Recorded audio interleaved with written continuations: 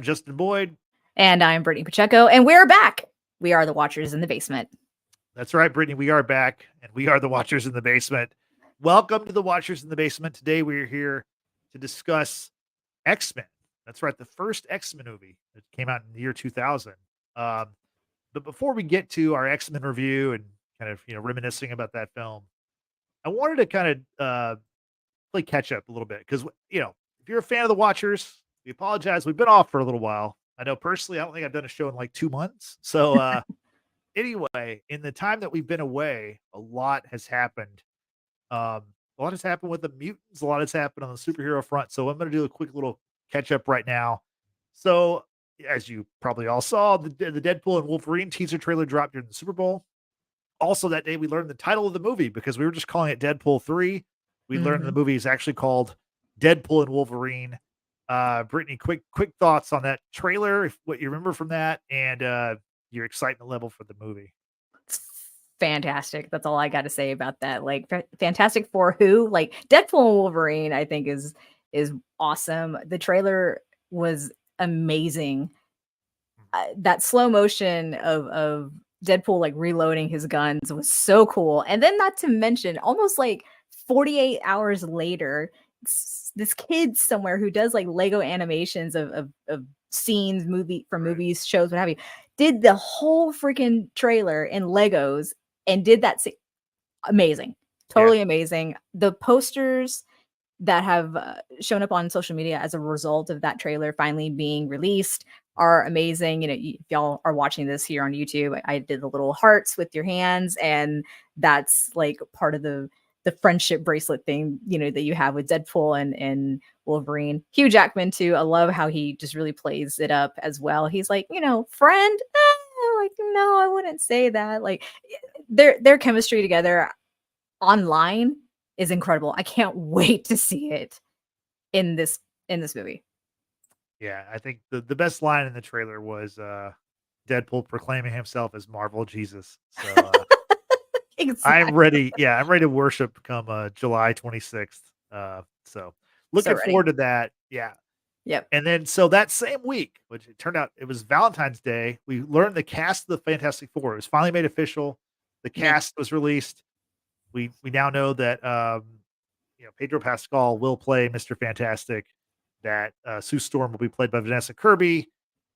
Johnny Storm is played by, oh gosh, what's the actor's name? He's from Stranger Things, I believe. He is from Stranger Things. Yeah. I was spacing on his name. And then Ebon Moss-Bachrach from The Bear is going to be the Thing in the Fantastic Four. So Ebon Moss. No, Joseph Quinn. Sorry, Joseph Quinn. Yeah. Ebon Moss-Bachrach. I'm familiar with him. But Joseph Quinn I'm not familiar with. But anyway, that dropped, which the poster, which we were shown, shows the Fantastic Four looking like they're in the 60s. So my question to you, Brittany, do you think it's going to be kind of like Captain America: The First Avenger, where it's a movie that is set in a different time, and then at the very end of the movie, fast forward, the Fantastic Four is now part of the current MCU 2023, 2024, 2025, whatever the time period is in the current MCU. What do you think about that? Given that we're now in an entirely new saga, we're in the multiverse saga, it's very likely. I don't know if also it's just to throw the audience off the scent of time period or not. It would be really interesting to see an adaptation of Fantastic Four in that time period and then somehow try to loop it into what's going on with the current MCU timeline and such. We know that there's been rumors about what Deadpool is going to do with his movie and the characters and like kill off all the Sony Fox versions of these Marvel characters and then really bring it into the MCU. So who knows? Who honestly knows at this point? It's definitely a conversation starter, and it definitely keeps you thinking. Yeah, I think that like it would make sense if the movie is set in the 60s, just because the Fantastic Four, they're Marvel's first family. They're the first Marvel characters that were created, I think, in the 60s or maybe the 50s, I believe. It would make sense if they were set in a older, in a time period from decades ago. Sure. but we shall see about that. Moving on, also that same week in February, Madam Web came out and it bombed. It bombed hard. I actually had tickets to see it on the first day. However, I've had a back issue for several years, but I had a really bad problem with my back that week. And so I did not go see the movie because I thought that sitting in a theater for 2+ hours wouldn't be good for my back. I think I made the right call because the movie absolutely tanked. Yeah. And I've since heard and read a lot about the movie. I feel like I've already seen the movie without seeing it. And it Yeah. sounds like one of the worst superhero movies ever made. Yeah. Brittany, you didn't see the movie either. Nope. But Not at all. I mean, do you regret missing out on it? Oh, absolutely not. I went to the movies recently, funny enough. We went to go watch Dune 2, which I'll leave my thoughts for that. Different pod, different day. But there were still popcorn containers for Madam Web still on display. So that to me, yeah, I mean, and that movie came out last month. I didn't see that. See, at my theater, they didn't have any kind of popcorn containers for Madam Web, but they did have posters. So I took a couple little mini Madam Web posters just to have them.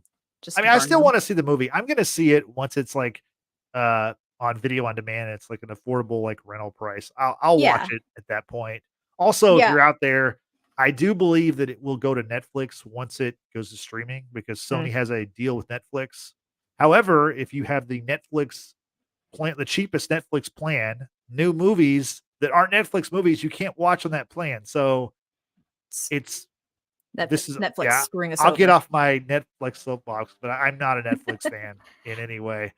I have Netflix. I have the subscription where I probably can watch these movies like this. I have no desire to watch this movie, period. I don't particularly care for Dakota Johnson as an actor. I kudos to everyone who participated in this movie, cast, crew, what have you. Good for y'all. However, I just wasn't digging it. And the reception that it's gotten at this point, I mean, Sydney Sweeney, who I don't know how much of a role she had in the movie. I mean, she recently was on SNL, and in her monologue, she basically said, like, y'all certainly did not see me in Madam Web. And I'm like, oh my, that's not good at all. So it tanked. I think on Rotten Tomatoes, if I saw this correctly, it was ranked just a little bit higher than Morbius. And I'm like, whoa, like Morbius to me, not another movie I did not see in theaters, saw it on Netflix. It was fine. Like, I don't hate the movie. It's not great either, but like, it's fine. It's not so the idea that this movie ranks just a little bit higher, but I'm hearing, I think, even worse negative feedback than I did with Morbius is I don't know. I don't get how people rate movies these days. Like it's very very concerning. Yeah, the tomato meter for Madam Web right now is at 12%. So that is not good. And Yeah. As Amber said, she's heard nothing but bad things. Yeah, we've heard the same bad things. Still, I want to watch it. I do think that the greatest sin that these Sony movies, they have a thing. It's called the SSU. It's the Spider-Man. It's the Sony Spider-Man universe, right? Yeah. These films.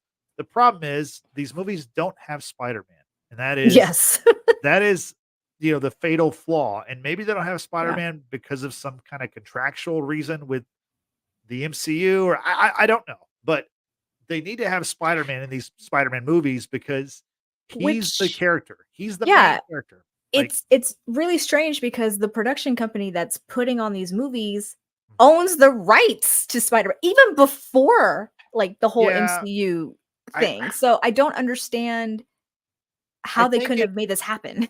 I think the problem is, given how No Way Home ended with Spider-Man, there's a lot of discussion between Sony and Marvel about how the character goes forward. Sure. And because there's two ways to do it. There's either the way if you haven't seen No Way Home, the spoiler, but no one knows who Spider-Man is anymore. So he kind of goes back to being he's going to be a friendly neighborhood Spider-Man. He's going to be Peter Parker. He's back in New York, and I know that the MCU would like to build him back up as a street level hero with like Punisher and Daredevil as a part of that. Whereas because No Way Home made a lot of money with the multiverse stuff, and you brought back Tobey Maguire, you brought back Andrew Andrew Garfield. Garfield, Sony would like to make another movie with those guys. But see, my thing is, why not just make movies with those Spider-Men and then culminate it with another movie with Tom Holland? Like, but in the meantime, they're thinking, well, we've got to make movies because we haven't figured out what the plan is with Marvel yet, but we've got these other characters and we're going to pump these movies out. But if they don't have, like, Madam Web is a Spider-Man adjacent villain, and if you don't have Spider-Man, people aren't going to care. So, real quick in the chat from Amber, never heard of a movie try so hard to be a Spider-Man movie while at the same time trying not to be a Spider-Man movie. Yeah. And what's interesting about Madam Web, again, I have not seen the movie, but I know so much about it. The movie takes place like in 2004 or 5, I believe. So it doesn't, like, it makes it to where none of the 3 Spider-Men that we know could possibly be this universe's Spider-Man. So, and even in the movie, a Peter Parker is born, but he's never named. Like, they go out of their way to not name him.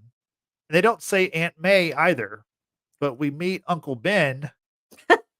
It sounds wacky, but anyway, maybe one day once it's available, we'll watch it and we'll do a quick review. But let's keep it moving. That same week in February, the trailer for X-Men 97 dropped. Now, X-Men 97 is the continuation of the OG animated X-Men series. It ran from 1992 to 1996. So 97 being the next year, they're going to continue it. They dropped the trailer. I thought the trailer looked amazing. And it actually airs next week as we're recording on March 13th. The first 2 episodes of X-Men 97 drop on March 20th. Brittany, what did you think about the trailer and what kind of memories do you have of the animated series? Well, this kind of goes hand in hand. First of all, shout out to my brother, Mike. Today is his birthday. I will not reveal his name, but I have to mention my brother. His age. His name, his age. Listen to me. My bad. I'm his getting old too, y'all. His name's not Peter Parker, so you can say his name. It's okay. Yeah. I'm also getting old too, y'all, so forgive me. But I mentioned my brother because of the fact that when X-Men back in the day was airing, this was something I used to watch with my brother all the time. Now, granted, I was like 3 to 7, 3 to 8, when the show was airing.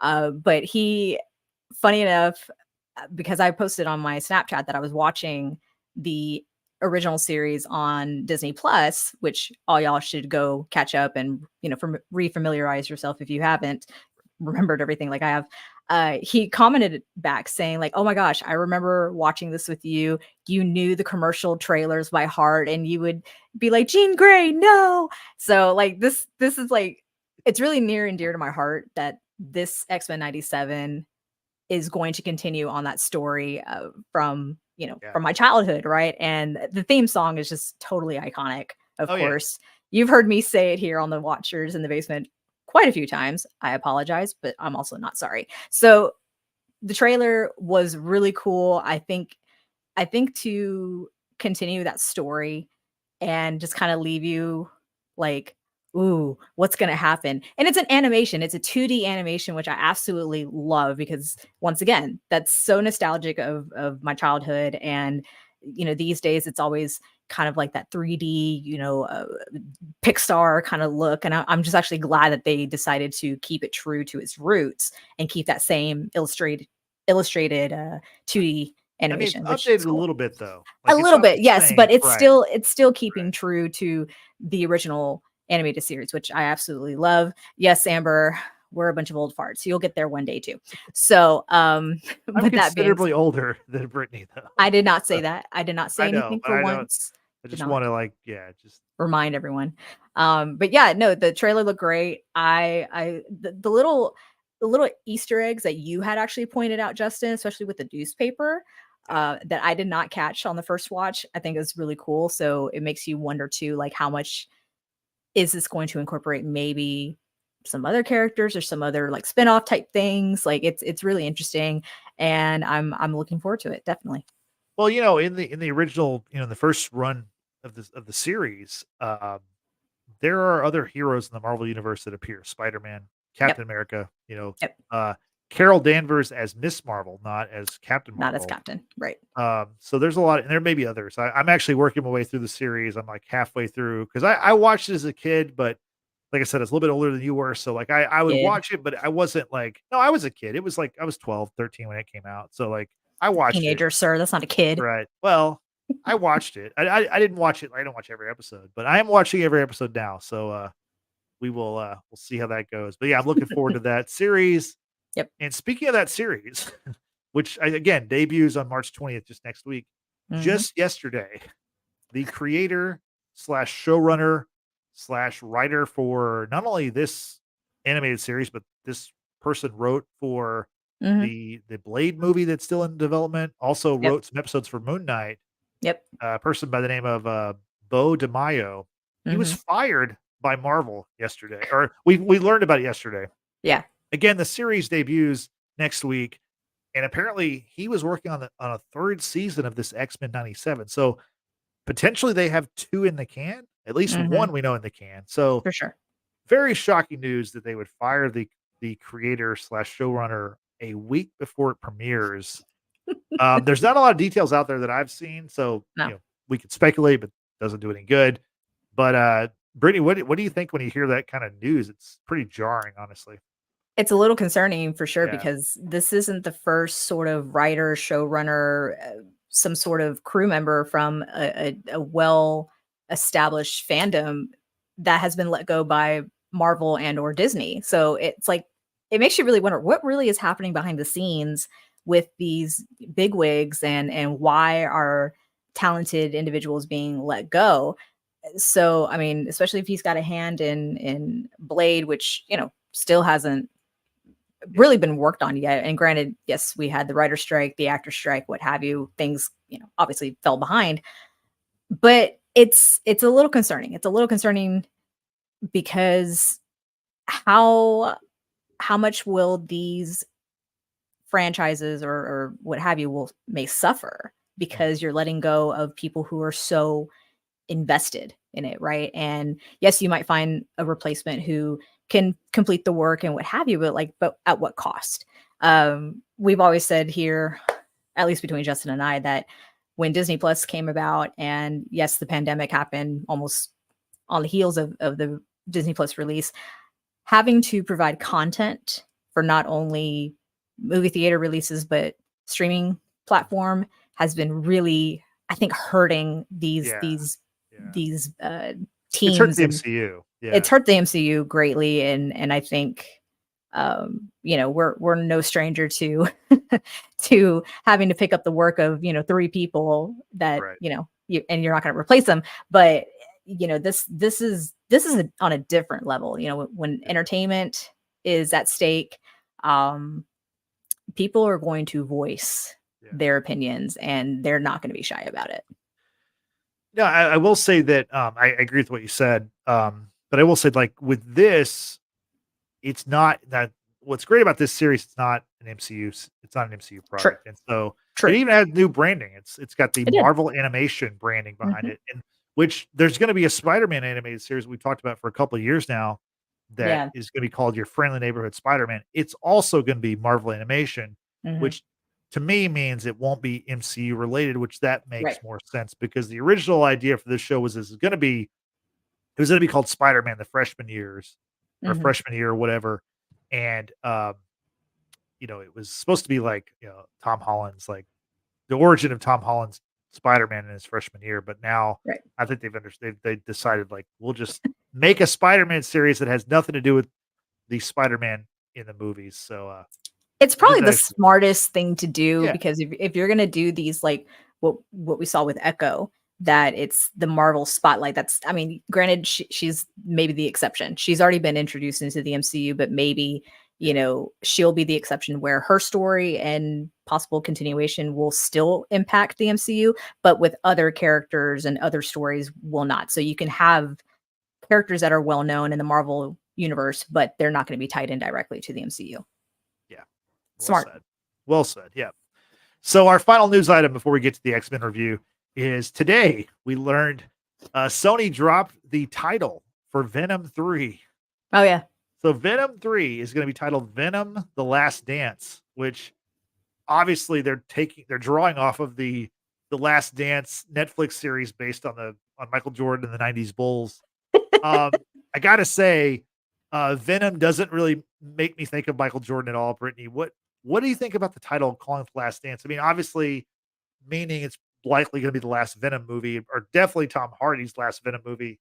But what do you think about the title of the Venom film? I was like, when did Venom ever dance like that? I took it in the literal sense, of course, but I'm being stupid. But the Last Dance, yeah, obviously there's some finality behind all of that. It seems, who knows if, once again, Deadpool and killing off all these characters from the Sony, Fox, 20th Century Fox, just so everything can kind of be maybe redone for the MCU. I kind of just take it with a grain of salt, really. I like the Venom movies fine. I will probably watch it eventually. Yeah. Probably not in its theatrical release, but it's like, okay. I mean, 3 movies seems about right. Again, another Spider-Man type character that has no. But this one actually, the connection's not very strong. I mean, it's not. Tom Holland's Spider-Man was seen in the post-credit of Venom: Let There Be Carnage, so That's true, right? And then Venom appeared in No Way Home in a post-credit. Remember? True, but it's right. Again, you kind of have to take it with a grain of salt. So, like, I don't really have expectations when it comes to these sort of movies anymore. So, if there's going to be like a guest appearance of Tom Holland or what have you, like we were supposed to have Vulture and Morbius, and totally didn't get anything of that, really. Well, no, he was. Not a whole lot. Not a whole lot is what I'm saying. So, like, they hype it up, and then they don't really deliver. So, yeah, fine. I mean, I think Venom's a little different because Venom can stand on its own. Venom is probably one of the more popular characters in the Spider-Man universe. I mean, obviously Spider-Man's the number one character, but Venom is like in the top few. I would say Spider-Man, Peter Parker, Miles Morales, probably Venom is right there with those characters. So, and also the first Venom movie made a lot of money. It made like 800 something million. Yeah, and I like Tom Hardy as Venom and Eddie Bauer. Eddie Brock. Eddie Bauer. Listen to me. Eddie Bauer, giving him a labeled name right here. Eddie Brock. I liked him better. I definitely liked him better than seeing Topher Grace in I mean, it's a different time, but yeah. Well, I know, but like I feel like Tom Hardy kind of fits it a little bit better than perhaps Topher Grace did, but whatever. Different times, different movie. Yeah, I mean, I think that's different because that was they were trying to shoehorn another villain in a movie that didn't really need to have. Yeah, they really didn't. So, my God. But I like Tom Hardy as villain. Love him as Venom. So, but yeah, it'll be interesting to see what happens. Also, not only did they change did they give us the title, but they also moved up the release date. So originally it was going to come out November 8th. Now it's going to be released October 25th, which I think is smart because again, the first one came in October. It came out around Halloween. This one's going to be around Halloween time. So I think it'll do fairly well, or I think it'll do better than it would in November. So we'll see. We'll see how it goes. Okay. So that wraps up the catch-up news portion of our program. And so here we go. Let's talk about X-Men. And Brittany, let me hit you with the X-Men facts. Okay. Released on July 4th, 2000. X-Men is the first of 13 X-Men related films that were produced by 20th Century Fox. 13. That's more than I thought.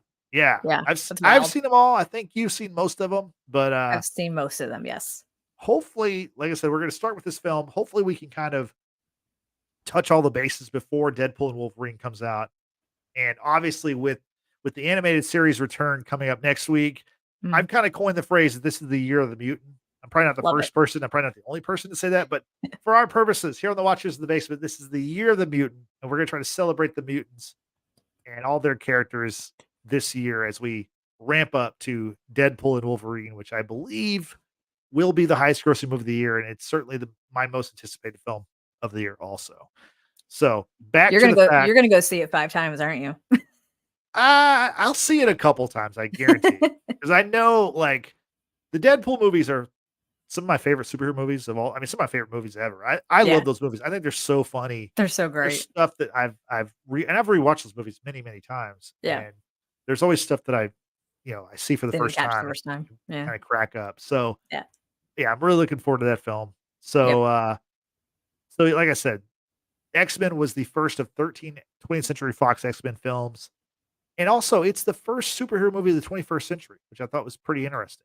Hmm. Given now, I don't think it's the first modern superhero movie. I think the first modern superhero movie in my mind was Batman 89 because Batman 89 was like the first superhero kind of blockbuster film. Now, Superman 78 was a spectacle and it was like, for what they did in that movie, it was incredible. Sure. But I feel like Batman 89 kind of began the blockbuster era of movies. And I still think that movie still is kind of seen as like a modern day superhero film. Yeah, I can But see uh that.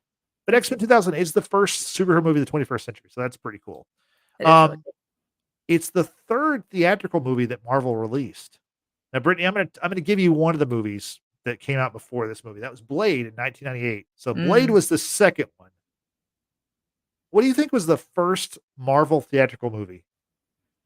Ooh, you I'm might I'm have me gonna stymied. I have no Well, idea. I'm gonna tell you that I did not know. I mean, I know this movie, but this one I would not have guessed this one if you Okay. asked me. The answer is Howard the Duck. Oh God, that god awful movie. Jesus. In 1986, it was the first Marvel Uh, movie that reached theaters. So I have sadly that seen that movie far more than I've ever needed to. yeah, that is just weird trivia. That would be like for DC, it's like Superman. It's like that makes sense. But for Hmm. Marvel, it's Howard the Duck. So How Marvel? I How did y'all land on that one of all freaking heroes to do a yeah. movie on? You land on that Marvel character. Crazy. Honestly, it's a character that I'm sure most people didn't even know was Marvel. Like, I didn't even know it was Marvel until a few No, years I ago. knew it was Marvel, but again, it's just one of those Yeah, things that you don't want to right. remember because that movie is just so terrible. Like I remember watching it years ago at my sister's house one very early morning and might have been taking partaking in beverages. Yeah, But yeah, I'm like, why are we watching this? Like just yeah, why? Okay, so Howard the Duck, then Blade, right. X-Men. Then Let's talk about X-Men. I don't want to talk about Howard the yeah, Duck. yeah. Back to X-Men. A budget of 75 million. The movie made 296 million at the box office. Runtime of 1 hour, 45 minutes. I really like the runtime. I think it like Hmm. is kind of the perfect runtime for a superhero movie because it kind of leaves you want more. Like you don't get you get just enough, and it kind of Yeah, leaves you want a little bit more. yeah. So 1 hour 45. I really enjoyed the rewatch of that with that also. Um, Directed by Brian Singer, who I mean he put his stamp on the X-Men 20th Century franchise. Oh, He he also did. directed X2. Yep. He co-wrote and co-produced X-Men First Class. He Yep. directed X-Men Days of Future Past, and he directed X-Men Apocalypse. Hmm. Also worth noting, he did Superman Returns. That's why he didn't do X-Men Last Stand, which is the Ah, third movie in this original trilogy. gotcha. And Brian Singer, he is a very controversial figure. He is a lot of allegations and maybe Yeah. even, some stuff that's been proven. Not a good dude from everything I've read. Yeah. Also, maybe not the best director because like Superman Returns wasn't very good either. And although X-Men I thought was actually pretty good. So These are I think more up his alley. Like maybe I, so. I think this is definitely more of his Maybe so. niche Yeah. than Even and the though others. he was not aware of these characters before he was, asked to make this movie. Yeah. So Yeah. kind of strange given how popular the X-Men were in the 80s and 90s. But Yeah, for sure. also in this movie, there was a little known associate producer named Kevin Feige. And I will talk more about his contributions to this film here in a little bit, but it's just Yeah. worth noting this is his first ever Marvel credit was X-Men. And then of course, let's talk about the cast. Hugh Jackman, Patrick Stewart, Ian McKellen, Halle Berry, Famke Janssen, James Marsden, Bruce Davison, Rebecca Romijn-Stamos, Ray Park, and Anna Paquin. Brittany, let me ask you about the movie. Mhm. Do you remember the first time you saw this movie? Did you see it in the theaters? If so, and what are your thoughts of the movie then, or what were your thoughts then, and what are they now after rewatching it? I don't recall if I did see this in theaters, but I Yeah. do remember we have the VHS of it. Oh, Yes, wow. I said VHS. For those of you who are not from our generation and don't know what that is, it's basically a black rectangular DVD that you have to rewind. Look up the word rewind if you don't know what I'm talking about. Anyway, that being said, that's how I remember watching the movie at home with my parents, my brother, and I love the movie. I absolutely love the movie. I had no idea who, of course, these actors were at the time because, I was only like 11 at when this movie came out. And so that being said, I was just really blown away by how much like action and these really cool powers that these seemingly humans had, but you're learning they're, mutants and how that has come to pass and what have you. And that opener that begins in 1944 Poland of the Holocaust. And that is such a powerful way to get this movie started and kind of establish like how real this journey really is, right? Like setting it in a period of the world's one of the world's most traumatic events in life, right? And then how the prejudice of what happened during the Holocaust is still continuing with prejudice towards mutants in modern day times. So it's really powerful. I think it was really well scripted and really well cast because I was doing some research myself that Patrick Stewart was like pretty much the only choice at this point, or really a real strong contender to be Professor X. I know we've talked about a certain pop star who really wanted to be Professor X, and that's just hilarious. Right. But Patrick Stewart, when he was given a comic of X-Men, he looked at the cover and he's like, "Why am I on the cover of this comic book?" Which is hilarious because he really embodies Professor Charles Xavier. So, yeah, casting is phenomenal. Who would have ever known that Sir Ian McKellen would have been just so busy for the next 10 years of his life, with doing the X-Men movies on top of doing Lord of the Rings, which was absolutely wild to me. So yeah, I love this movie. Even to this day, it's still one of my favorite movies of all time. Yeah, I don't remember seeing this movie the first time either. I don't think I saw it in theater. I know I saw X2 and I know I saw X-Men Last Stand because I've got some thoughts about X-Men Last Stand. I saw those both in the theaters. Yeah, I don't think I saw the first one. I don't remember the first time I saw it either. I probably saw it on VHS also, or I saw it on cable eventually, or I don't remember. I saw it before I saw X2. So however I saw it, whatever, rental or whatever. But I remember thinking I thought it was pretty cool. But I did think I was like, it's weird how like the cartoons are it's so colorful and the characters are so dark. Like, they're all wearing black. It's like, Hollywood had this like obsession with, because Batman was so huge that everyone wanted that they thought, the okay, the only way for the superheroes to be taken seriously is we have to make them all dark. Mm-hmm. And that's not the way it works. So I mean, it is funny to see all these characters in, because how I learned about these characters was the animated series, and then to see them in the film and they're all dressed in like black leather, pretty much the same outfit, as opposed to like the bright yellow costumes that you see in the animated series. But no, I really enjoyed the runtime of the film, and I really enjoyed the rewatch. I thought this movie was better rewatching it than I remembered it, and it's not a movie that, like you said, you've seen it many times. I don't think I've seen it, like maybe I've only seen it twice ever. So, or maybe a couple, maybe 3 or 4 times ever. So I've seen it multiple times. Yeah, throughout the years, and I think even this month alone, I watched it 3 times.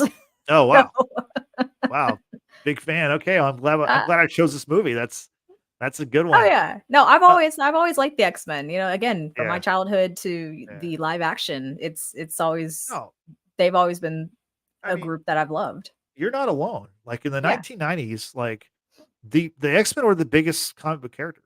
Like not just in the comics, obviously they had the animated series. I mean, the comics and the animated series paved the way for these movies. That's why they made all these movies, is because of how popular these characters were in the 90s and even like in the 80s also. And obviously the most popular character is Wolverine. And let's talk about the casting. Hugh Jackman, he doesn't fit. I mean, now you can't imagine almost anybody else playing Wolverine. but because of his height, Wolverine is the smaller guy. He He's like is kind of like a five fire foot hydrant. three. Yeah. 5'3". Hugh Jackman's like 6'2" or 6'3", so it's 6'2". it's definitely a different dimension that he brings to the character. And I don't, yeah. I mean, I guess I meant that kind of as a joke, but I mean, honestly, now, like I said, I can't imagine anybody else playing that character. What'd you think about Hugh Jackman's portrayal as Logan/Wolverine? I think you said it well. I can't imagine anyone else ever playing Wolverine, even though Hugh Jackman was a replacement to the Yeah, original casted actor, and who only had to drop out because he was injured, I think, doing a stunt or something with Mission for Mission Impossible. Impossible. Yeah, So, with that being said, Hugh Jackman, and I'm going to share what I know because I've heard it from the horse's mouth. Hugh Jackman had a show that he toured around. So John, my mom and I, we went to go see him, and he talked about his time on X-Men and how, audition, he did great. Russell Crowe even turned down the role and recommended Hugh Jackman. yep. Hugh Jackman's really known for being on Broadway. He had never done like any action type movie thing at all, especially in Hollywood, because he was just well known in Australia.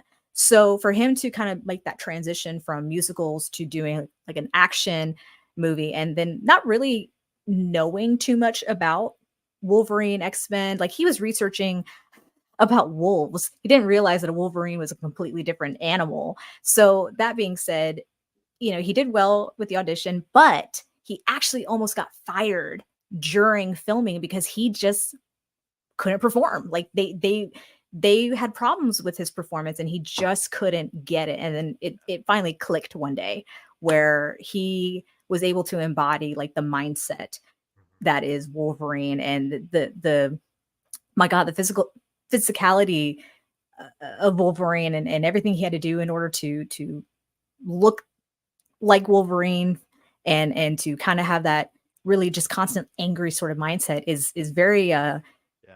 it's very daunting. But if I'm not mistaken, Justin, he is the longest running actor to have played Yeah. one character. And we're talking now well over, 20 something years. Certainly in the superhero realm, he is. In the superhero realm. Yeah, Yeah, it's correct. insane. Correct. So, kudos to Hugh Jackman for, pulling through and giving us the performance of a lifetime, and really just blessing us with his presence, because oh Lord, that man is Yeah. fine.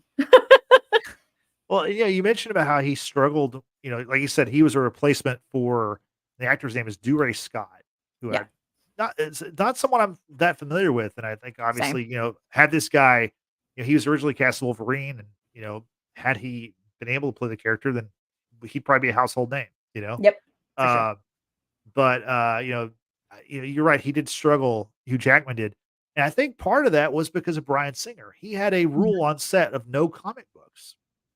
How, like, he didn't want the characters to know anything about he Yeah. didn't want the actors to know anything about the characters, and he was very strict about how he wanted the movie to be in his artistic vision. He didn't want Sure. these outside.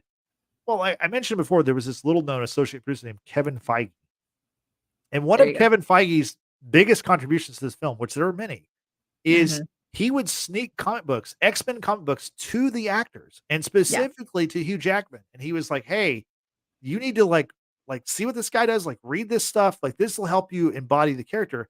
And Hugh Jackman did admit, like, listen, like him giving me those comic books and me reading that stuff before I went on set really kind of changed His mindset. his performance. Yeah. And it's Yeah. like, to me, that's like a no duck. Like, of course you would want to like know about the character. Like, why wouldn't you go to the I source? Like, that makes no know sense. it's Like, give so these actors substance. Like, they do research because they want to embody that character and yeah, embody it well. Like, why are you going to take away the source yeah, when it's there? And especially when the fan base already exists and yeah, they're obviously going to have expectations. And then right. you're just going to, change it into your own image. It's like, oh, you were asking for this whole franchise to fail if that was going to be the mindset. So kudos to Kevin Feige for saying F you. Right. I'm an intern, but I'm going to do whatever I want. Yeah, so Kevin Feige, I'll just go ahead and tell you the story about Kevin Feige's involvement in the movie. So I learned this information from MCU, from the book. MCU, The Reign of Marvel Studios, which we did a podcast about several months ago. I love that book. If you're out there, like, you should definitely check out the book. If you care about any of this stuff at all, you should check it out because it's got the entire history of Marvel on film and the origin of everything in that book. But so Kevin Feige, he worked for the producer of the film, Lauren Schuler Donner. You might go, Donner, that sounds familiar. Well, she's the wife of Richard Donner, who made the Superman the movie and Superman 2. So that's that's how she was, how she became involved in the superhero world. So Kevin Feige was an intern for her. He was an assistant for her. And whenever Lauren Schuler Donner, she like I said, was a producer on the X-Men films. And so she would send her assistant to the shoot to kind of like be her eyes and ears there. And while, on the set, Kevin Feige was like, just like, hey, like, we've got to make some changes here. This is not working. Like, and so, like I said, eventually, he was giving comic books to actors so they can learn their character better. And also, he was a huge advocate for casting Hugh Jackman. He saw Hugh Jackman and said, I think this guy can be the character. And he was also really big on making sure that Hugh Jackman had the high Wolverine hair, because originally they didn't want him to have the hair like that. And Kevin Feige kept saying, no. He's like, we got to make it higher. And they said, there's a part in the book where they talk about how he's with like a hairstylist, and the hairstylist is like losing her mind because she's like, I can't make it any higher. And he's like, it's got to be higher. Like, it's got to be like, it looks silly. He's like, but then you look in the comic books and it looks cool. And like, this is what people know these characters for. And if they don't look like the characters, people aren't going to care. And he was absolutely right. I mean, like, he nailed it. And like, he basically like gave notes to his boss, and then his boss kind of helped put those things in motion, but he was the guy making the calls. And so he was instrumental to it all. Yeah. And I think it's very interesting that less than 3 weeks after this movie was released, Kevin Feige officially started working for Marvel. So the Marvel people saw him and they said, we gotta hire this guy for something. And then of course he would go on to become the architect of the MCU, which is the highest grossing franchise in movie history. He's currently the president of Marvel Studios. He's the chief creative officer for Marvel Entertainment, Marvel Comics, Marvel Television, and Marvel Animation. So, Kevin Feige, like, the birth of Kevin Feige started on this movie, and the birth of the MCU started right here. So this is why this movie is very important to me, given how much I love the MCU and I love the history of it. And this movie, you're welcome, by the way. Right. Yeah, you turned me on to this stuff, so thank you once again. But he was so instrumental in this movie, and then also, of course, he would become the kingmaker for the whole cinematic universe. So I thought that that had to be mentioned in talking about this movie was Kevin Feige's role. So for sure. Brittany, back to the cast. Yeah, they definitely nailed. I mean, honestly, I think they nailed it with all the castings. You mentioned Professor X, played by Patrick Stewart. Yeah, Patrick Stewart, and then of course you mentioned Magneto by Ian McKellen. Those are great casting. Sir Ian McKellen. Yeah. Then you get to Cyclops, James Marsden, which I thought he did a good job. Originally, though, James Caviezel was cast, but he backed out due to scheduling conflicts with the movie Frequency. So I thought that was kind of interesting. So Jean Grey was played by Famke Janssen, I think she's great in the movie also. Oh yeah. But originally the role was offered to Charlize Theron. So I could definitely see Charlize being either her Dr. Jean Grey or Mystique. I definitely feel like she could do one or two of those roles, and do it extremely well. Yeah. And then Rogue was played by Anna Paquin. Originally it was offered to Rachel Lee Cook of the She's All That fame. Love that movie. And Rachel Lee Cook turned down the role, but she's since later admitted that she regretted turning down the role. And so there were a lot of people in researching this for today's pod. There were a lot of well-knowns who were considered for all of these main characters, of course, and the people that obviously were cast, I think just nailed it, absolutely nailed it. Even with having Ray Parks, I mean, kudos to Ray Parks for finally having a role where they're not dubbing his voice for once, and he's actually just getting to be him on the screen and just kind of be silly. And Ray Parks plays Toad in this Right. movie, by the way, y'all, in case you haven't figured that out. He's also more well known for being Darth Maul in Star Wars Episode 1, The Phantom Menace. So yeah, that was really cool. Yep. Halle Berry plays Storm. She's great. I do like how in this movie you don't get all the X-Men. You get just a handful of them, and you get a handful of villains. I think that was really smart not to overwhelm the audience with. Now, later on we get all the characters and we get different versions of the characters, throughout the time periods. But I think it was very smart to start with a small core. Like, you don't have Nightcrawler, you don't have Colossus in this movie. But you do have some really key obviously Wolverine, Cyclops, Professor X. You got all the key, Storm, Jean Grey, Rogue. Yeah. You even have like the little hints of minor characters. Like she's not recognized by name, or ever her name's not said rather in the movie, but Jubilee from the animated series, it makes cameos in the movies. You've got Iceman, or Bobby in this case, who pairs up with Rogue. Now Rogue kind of takes more of the role of Jubilee in this adaptation, as opposed to like Rogue from the animated series, because of the rights that were owned dealing with Miss Marvel and things like that. They kind of had to pivot with Rogue and her abilities, just to kind of like lessen them, I guess you could say. But you get a mention of Kitty, you get a mention of, or you see a mention of Pyro, who would later on play different character or have bigger roles in upcoming movies. But yeah, you start with the core, like you said, and you run with it, and it worked. It honestly worked, and that's from both sides, the X-Men side and then the Magneto side, right? So yeah, it was extremely well done. Yeah, no, it definitely was. Let's get to some of our favorite scenes in the movie now. I'll start off with Wolverine's introduction as a character. Yes, it's a pretty strong introduction. What'd you think about just the first time you see Hugh Jackman's Wolverine? Because he's shirtless. No, but I mean, like I said, now, going back now, it's like you can't think of anybody who could play the character, but it's like, if you take yourself back to the year 2000, like, this is the first time we see this guy. Yeah. And he's just like, fighting in this like dingy cage, for money. Yeah. I think Hugh, during his one-man show, he talked about he was like a late 20-something year old, and being cast in his first major film, and lots riding on him, but like he just kills it. He also does a lot of his own stunts in this movie. Some of the injuries that he incurred because of this sound awful. Like, for you men, my sympathies. So that being said, I literally cannot fathom anybody else being Wolverine. But having rewatched the movie just hours ago, listening to the fight scene, because that first connection of fist to fist, you hear like a metal pipe kind of clang.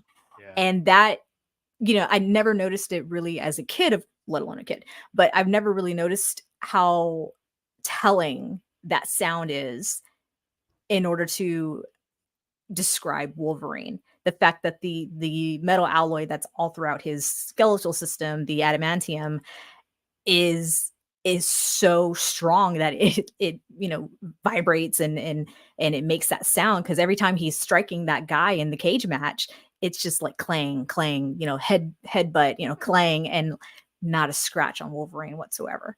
Incredible. Yeah, and when he does have a scratch or does get injured, he has that healing factor where he heals incredibly fast. So yeah, but the claws coming out, the first time you really see them coming out, you see the two outer ones full on, and then that middle one is slowly coming out of his knuckles, and it's just like, oh my god, that looks painful. Like, that looks painful. It makes you cringe. But this movie is almost 24 years old. It still holds up. Oh yeah, like the effects still hold up. It's crazy. Like I said, it's the first superhero movie of the 21st century. You're right; it does hold up. Yeah. And you're talking about the claws coming out. That's one of the most memorable moments from the movie. Is absolutely the first time Wolverine meets Rogue, and Rogue, she sees the claws and she asks him, does it hurt when they come out? And he says, every time. Every time. And if you think about that, like, think about how every time he has to use those claws, which is a lot, he's Yeah. he's in pain He's in doing it. pain. So Yeah, it really adds an extra dimension to that character. He's for not sure. just some like mindless badass who's just like, killing or taking over because he has all these powers. He has these powers that hurt him Yeah. while he's using, like they hurt him just as much as he's, possibly hurting his opponent. So, But he never kills anyone in this movie. He right. actually never kills anyone in this movie. So if that's not very telling, then I don't know what is, because you're talking about a man who has, no memory of his past. It's impossible to determine his age based on his mutation of being able to heal, quickly. And then let alone just being able to survive this experimentation of adding adamantium to your whole skeletal system. Like that's incredible, right? And Yeah.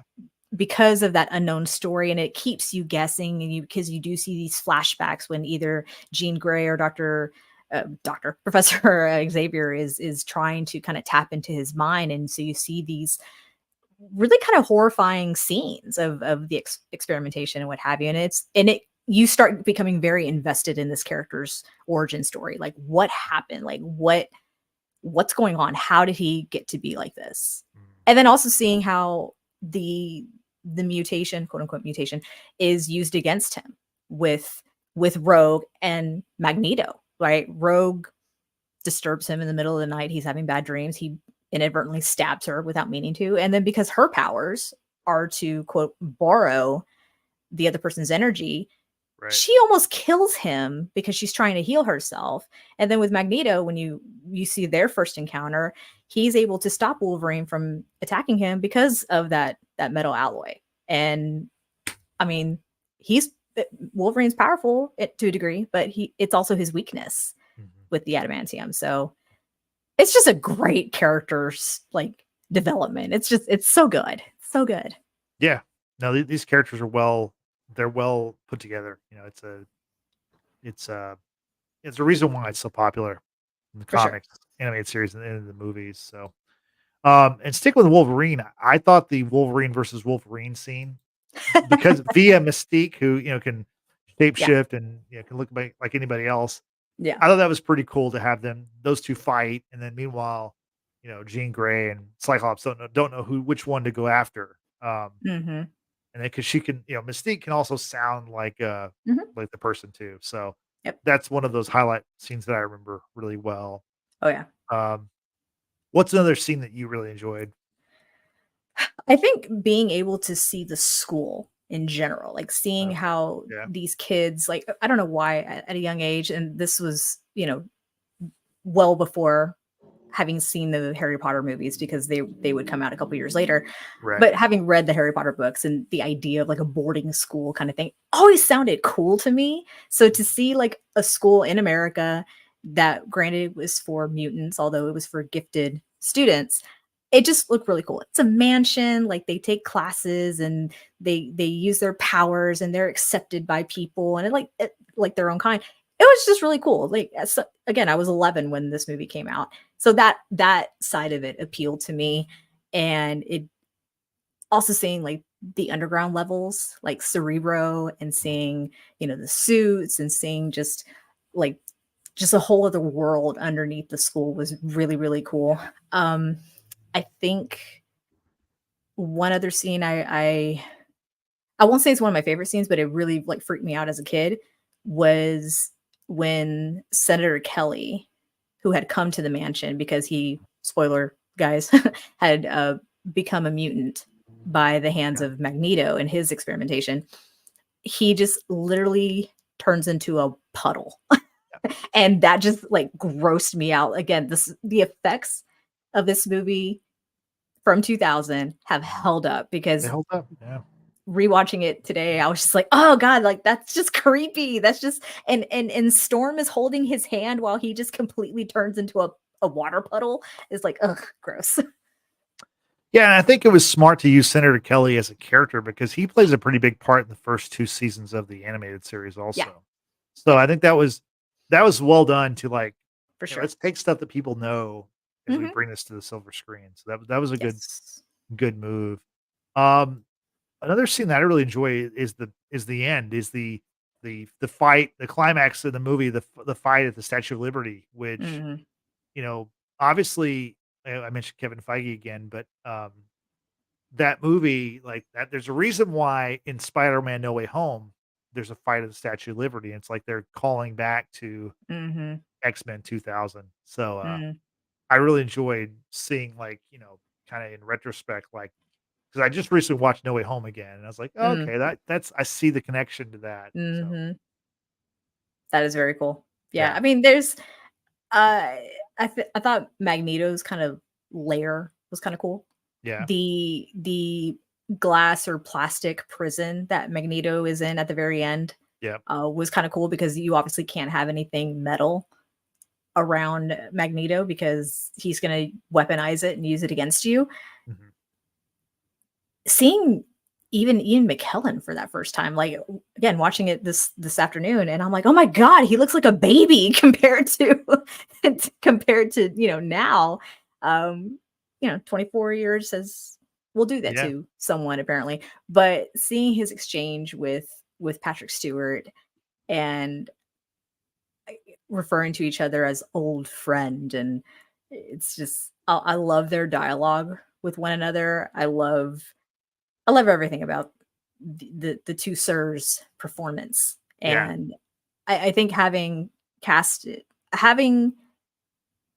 someone who is part of the LGBT community during that time, I mean, because even back in 2000, it was kind of like it was accepted, but it wasn't like widely accepted, I guess you could say. Right. So having Sir Ian McKellen, who is not only a respected actor, but he is very much of an advocate for the LGBT community, it still ties into what this movie is about. It, like, the prejudice of someone who's different, and whether, people should be around someone who's different and what have you. I think, I don't know if that was like purposefully done, but like, you look at it hindsight and it just makes sense, and it's just very well thought out of. Yeah, I think that's why Ian McKellen wanted to take part in the movie, because of, like, the message. Because he initially said no. Yeah. He initially said no. Yeah. But yeah. But I do think that's the idea. That's kind of always been the idea behind the X-Men, is to, to highlight the lives of people who are different, and to, show that, there are more people out there who are different than there are. Not everyone is the same. The norm, quote unquote. Yeah. So no, it's cool. Yeah, I agree with you. It's cool. I kind of like how some of the lead actors are not actual Americans. You got Hugh Jackman, who's Australian. You've got Anna Paquin, who although I think I don't know if she was born in New Zealand, but I know she was raised in New Zealand. The two sirs are from from Scotland and the UK respectively. It's kind of cool that you've got non-Americans who are playing these incredible roles, and it's just like, we're getting upstage people. It's just great. I love it. Something I like that they introduced in this movie, also, this is also from the comics and from the animated series, is the love triangle between, you have Cyclops, Jean Grey, they're together, they're a couple. Then you throw in Wolverine, and, like, immediately he has chemistry with Jean Grey, and so he thinks he does. Yeah, he kind of does, but, like, you're right. Like, in this one, they start slow, where she's not, like, doesn't seem like she's, like, attracted to him as much, but he thinks she is. And then you have the line of, like, Wolverine tells Cyclops, he's like, "Are you gonna tell me to stay away from your girl?" And then later Cyclops says, he's like, "Yeah, so stay away from my girl." So I do like that, because that's a huge part of the animated series, which, like I said, I've been rewatching, and I think that was also, it's cool. Like, it really makes for it's like, you're interested to see, where does this go in the future? Like, I think that's they planted a lot of seeds in this movie that, like, would flourish and go on to, grow to be a big part of the lore, and everything for X-Men. Let me tell you one thing too, because you mentioned the triangle, Cyclops. Never saw his eyes in this movie, of course, right? Because the shades, which, by the way, looked amazing. Oakley, you guys killed it with this movie. I think I read somewhere that James Marsden has like a lifetime supply of Oakleys I believe it. Yeah. of this movie. And the red shades are just really cool. However, never saw his eyes in this movie. I had like the biggest crush on him after watching this movie. Like Wolverine was cool or what have you, but I was 11. The facial hair was like, I was like, oh, that's like a little too much. But then you look at Cyclops and he's kind of like a pretty boy and what have you. I'm like, ooh, I like him. He looks cute. Like I like him. But anyway, yeah. Well, Their banter was cool. Right. No, it's great back and forth between those characters. Yeah. And Cyclops, he's kind of like the leader. He's like the Boy Scout leader of the team. Wolverine is the new addition, the badass, the bad boy. So like it works out well in that way. Mm-hmm. But no, I was gonna say, if you're a big fan of James Marsden, you should definitely check out Jury Duty, which he was a part of last year. It's on Freevee. He was actually nominated for an Emmy for his work in that, nice. that show. So yeah, he's a great actor. And it's funny because watching him in later movies and then having rewatched X-Men throughout the years, I'm like, oh my God, like I start putting two and two together. I'm like, I've seen this person in this and this and this. I'm like, oh my God, like again, I was 11. I didn't know any better. I wasn't as invested in entertainment like I am today. But it's just really funny to look back and think like, oh my God, this is like a really star-studded cast. Oh yeah. Yeah. Maybe not at the time, with the exception of maybe the two sirs, but I think everyone's career since then has really taken off. Like, but ideally, that's how you build superhero franchises. I know, but it's so crazy. You take someone who's young, who can grow into the role, who looks like the character, or it's the case of like with Robert Downey Jr. You find someone who's famous but who's kind of down on their luck, and then he becomes this like iconic character. Because like we've talked about this before, but if you think about it, like like Wolverine, Hugh Jackman's Wolverine, I think that Robert Downey Jr.'s Tony Stark, and I think Ryan Reynolds' Deadpool are three characters that like it's gonna be really hard to see someone else playing those characters. And I think that there's other characters that you could say the same thing about, but I think those three especially, like whenever those three are cast, you're just like, wow, that's gonna be weird. Because Superman, we've seen tons of people play Superman. We've seen tons of people. Anybody can play Batman. Like you put a mask on, you can be Batman, right? It's been done. We know. Yeah, Spider-Man. We've seen 3 Spider-Men already. It's been done. There's an animated one, but these characters apparently Incredible Hulk too. So we've got 3 people played Hulk.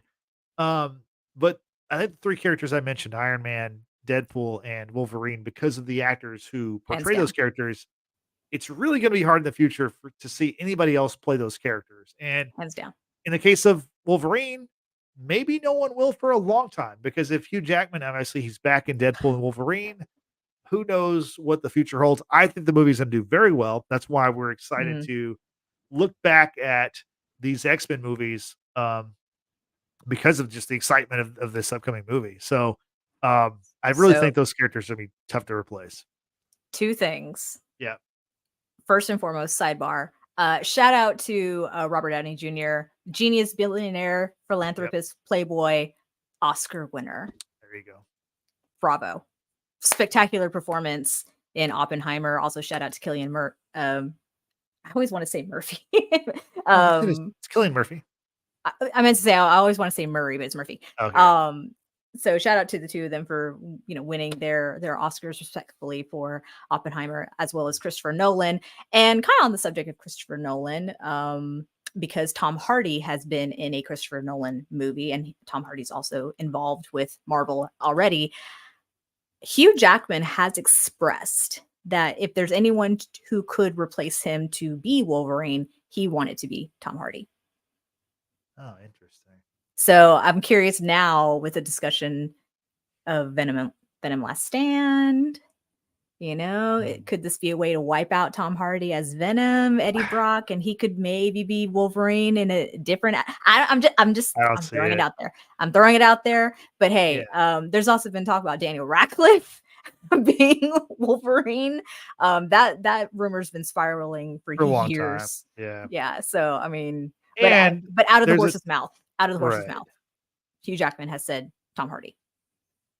Don't be surprised if you see Daniel Radcliffe in Deadpool and Wolverine. I would not. No, I'm serious because I'm so ready for it. I I'm think so ready for it. they're gonna have a lot of cameos and a lot of silly They're stuff. talking about Taylor Swift being They're doing in the movie. My God. Yeah, they're We're not gonna doing get off. We're not gonna get yeah, off topic. But anyway, they're pulling out the stops for that. But they really no, are. I think with Tom Hardy maybe being Wolverine, I just don't really see it because I think that once they do whatever they're gonna do with Hugh Jackman's Wolverine and the Deadpool movies, I think they're gonna reboot the X-Men and they're gonna go with a younger cast that they can build up. To me, that's the only thing that makes sense. I But mean, now, having said that, the Fantastic Four cast is not that way. I mean, granted, you do have, 3 of the 4 cast members are relatively younger actors who haven't really been in. I mean, too much. Evan Moss Bacharach has been in some. I mean, Evan Moss. Evan Moss Bacharach. He's in the Bear. The Bears. He's won an award for the Bear. He won an Emmy recently. But I don't think he has the name recognition that obviously Pedro Pascal or Pedro Pascal also has. He's like in his mid-40s, I believe. So he's not a younger actor Internet either. daddy. Oh yeah. Right. So I don't know. I don't see Tom. I mean, Tom Hardy, like he played Bane, he played Venom. I think his superhero like dance card is kind of full. I think he's probably done. And also, the movie's called Venom: The Last Dance. So I don't For think that character, but that there's been talk of perhaps Yeah. Jason Momoa, no longer being Aquaman with this, James Gunn new version, and he could be Yeah. Lobo. I mean, like you just don't know. You just don't know. So Yeah, it'll be interesting to see what happens with but we with the digress. casting. Yes, we do. Honestly, Brittany, one thing about this movie, X-Men from 2000, is like after watching it, I'm actually looking forward to rewatching the other movies. Mhm. Because like I said, there's 13 of these movies. We hope to talk about all of them, but we'll talk about as many as we can. But like I'm actually looking forward to watching X2. And then I like just going X2. from there. Yeah. And I really like X2. like I said, I love the Deadpool movies. I really love Logan, part of the Wolverine Yes. trilogy. I think the Wolverine is actually pretty underrated too from 2013. Mhm. But the other movies are kind of hit or miss with me. I did not Which is the one that has Deadpool in it or Wade Wilson? X-Men Origins Wolverine. There you go. That's the one Who is also Ryan Reynolds. That's the one that was written by one of the Game of Thrones showrunners. Oh God. Yeah. Weiss or the other one? DB Weiss or Benny, I think it's Benioff. Benioff, okay. I think so, yeah. Oh God. Yeah, it's David Benioff, yeah. David Benioff, okay. I'm pretty sure David Benioff wrote that movie, yeah. Good grieving. Which it's not one of the better movies, but it's fun. It's fun because Deadpool's in it, even though it's like not the Deadpool that Ryan Reynolds would end up And that's playing. the one that has Liev Schreiber as Sabretooth, right? Yes. Yes. Good point. I like Liev Schreiber. Yeah, because in this movie, there's another actor playing Sabretooth. And in this movie, like, they totally retcon the Sabretooth Wolverine relationship. They did. Yes, they did. Because in this movie, Sabretooth and Wolverine meet for the first time. Whereas in the Origins film, X-Men Origins Wolverine, they're brothers. So it's really strange.